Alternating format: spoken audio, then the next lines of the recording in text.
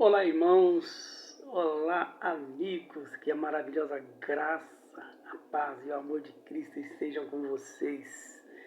Vamos refletir mais uma passagem bíblica, um texto muito conhecido, e com o tema hoje: que vantagem há em seguir a Cristo? Reflita sobre isso. Eu vou ler apenas um versículo do texto todo, porque nosso tempo é muito curto. Está lá em Mateus 19, versículo 27. Pedro fala a Jesus Cristo: nós tudo deixamos e te seguimos. Que será, pois, de nós? Em uma outra tradução ele diz assim: o que vamos ganhar com isso? Invariavelmente, as pessoas não fazem coisa alguma se não houver uma possível compensação, não é verdade? E a dúvida sempre irá girar em torno da questão: o que eu vou ganhar com isso? Ou então, que vantagem eu vou obter nessa situação? Quando alguém nos apresenta alguma coisa nova, olha, se inscreve, faz isso, e normalmente a gente pergunta, né? Principalmente quando é investimento financeiro. Sempre vai existir essa pergunta, mas me explica aí qual é a vantagem. Porque nós sempre queremos, já faz parte do nosso ser, do nosso ímpeto, né, de querer saber se existe vantagem ou existe desvantagem. Porque se houver desvantagem, fala, não vou querer. Mas essa pergunta, né, foi feita. E é tão importante que está narrada nos 3 primeiros evangelhos: Mateus, Marcos, Lucas. Nós lemos aqui o texto de Mateus. Os 3 relatam a mesma indagação. Pedro questionando a Jesus Cristo sobre um razoável benefício. Nós deixamos tudo e seguimos o Senhor. O que vamos ganhar? Então, esta parece ser a verdadeiramente humana. Quando Pedro fala, ele está falando como um humano, como nós. Uma verdadeiramente humana, sempre ligada às coisas, principalmente materiais, gente. Sempre estamos ligados às coisas materiais. E na maioria das vezes, a nossa mente é voltada para o eu. E aí que é complicado, é uma postura mais que mesquinha. Mas essa atitude de Pedro não é uma atitude isolada, não é uma atitude ultrapassada. E vemos em muitas situações, e principalmente em muitas igrejas, eu posso dizer assim, muitas igrejas, através de um número expressivo de frequentadores, de membros que não se envolvem. Membros que não participam, membros que não se doam porque não conseguem enxergar a preciosidade da obra de Cristo. E aí ficamos perplexos, não é verdade? Que a cada dia, né, os membros, os crentes, não demonstram o mínimo interesse, o mínimo amor pelas almas que estão indo para o inferno. É triste isso.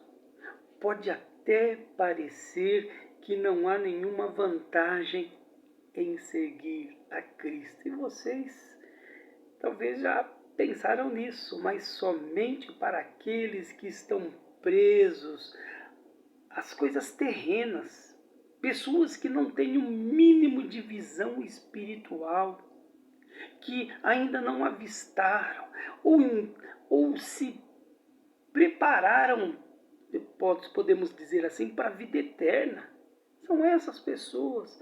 Mas o ensino da palavra de Deus, ele vai mais além. Lá em 1 Coríntios 2,14, diz assim: quem não tem o Espírito não aceita as coisas que vêm do Espírito de Deus, pois lhes são loucura e não é capaz de entendê-las, de compreendê-las, porque elas são discernidas espiritualmente.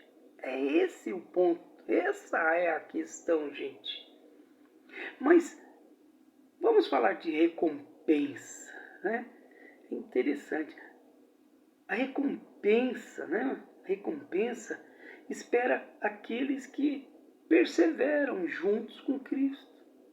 É uma pequena amostra, né, que é descrita pelo apóstolo Paulo lá em Romanos 8,17. Olha o que diz lá: e porque somos filhos, herdaremos com Cristo o que Deus tem guardado para Ele.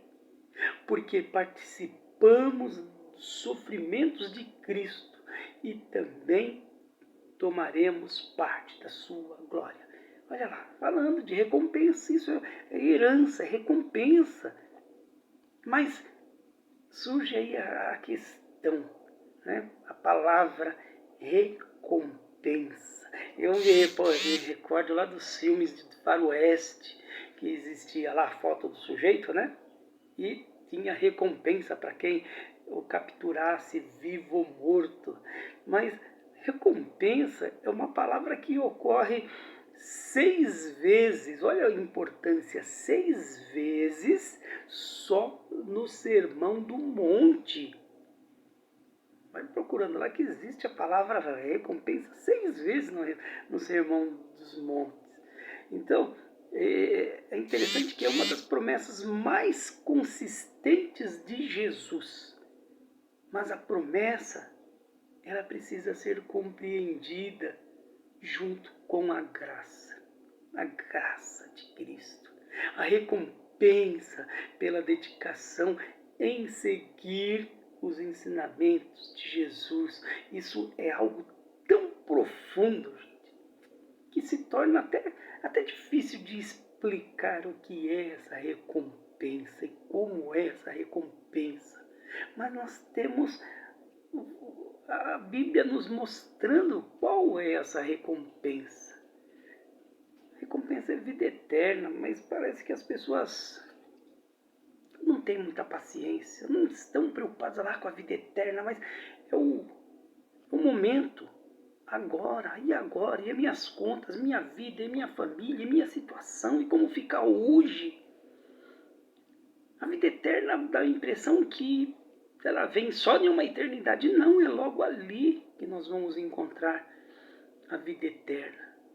Mas é interessante a pergunta: o que eu ganho com isso? Nós estamos alguns aí que já estão engajados no ministério, já são cristãos há um bom tempo. Outros aqui já desde de berço. E fica, às vezes, vem essa pergunta: que vantagem eu tenho? Isso quando nós estamos muitas vezes comparando com a vida das pessoas que está à nossa volta.